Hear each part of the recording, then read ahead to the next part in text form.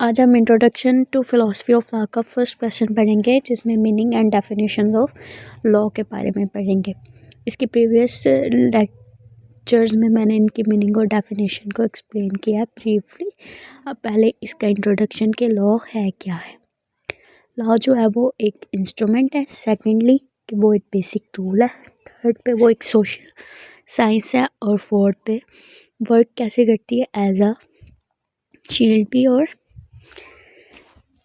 यह क्या रेगुलेट करती है ह्यूमन कंडक्ट को, और कंट्रोल करती है ह्यूमन कंडक्ट को, कोई भी मिसबिहेव ना करे। सोशल साइंस है जो हमें राइट और देती है और साथ हमारे पर ड्यूटी इम्पोज करती है। वर्क कैसे करती है कि शील्ड के तौर पे और सर्वेंट के तौर पे भी, मतलब कि हमारी प्रोटेक्शन भी करती है और पनिशमेंट भी देती है अगर हम कोई गलत काम करें, रॉन्ग डूइंग करें। नेक्स्ट अब हम पढ़ेंगे इसका मीनिंग क्या है। मीनिंग इसका है रूल्स एंड रेगुलेशंस, जो हमने पहले भी पढ़ लिया। इसके साथ इनको लॉ को प्रिंसिपल्स भी कहा जाता है, जो सॉवरेन अथॉरिटी की तरफ से दिया जाता है। नेक्स्ट अब हम डेफिनेशन पढ़ेंगे अकॉर्डिंग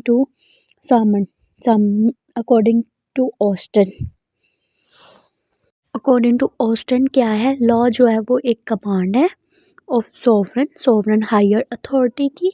इट इम्पोजेस ड्यूटी, जो कुछ फ्राइज आयद करती है, and is back by sanction. अगर उनको पूरा ना किया जाए तो सज़ा मिलती है।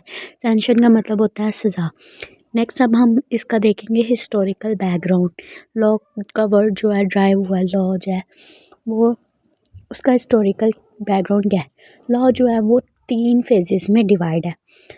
फर्स्ट फेज जो है ना वो है माइट वॉज राइट, मतलब जिसकी लाठी उसकी बहन, मतलब जो ज़्यादा पावरफुल था सिर्फ उसी की बात मानी जाती थी, वो जो दिल करता था वो करता था।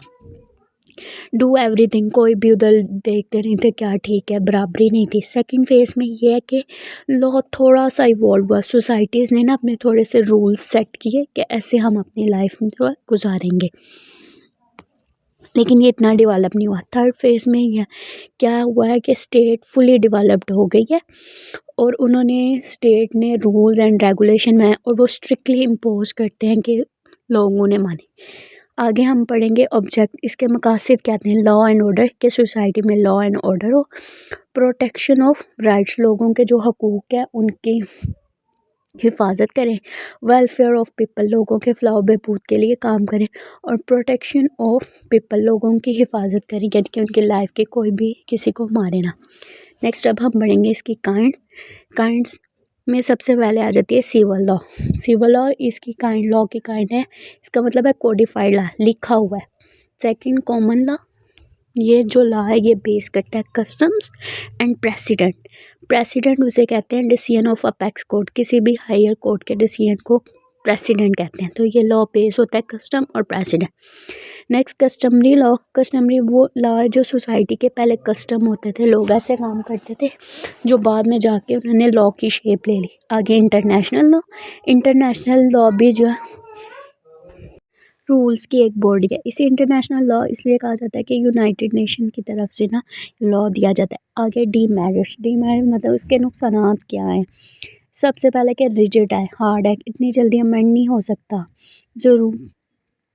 नेक्स्ट है कम्प्लेक्स मतलब मुश्किल है, आम लोगों को इतनी जल्दी समझ नहीं आता कि प्रोसीजर क्या है।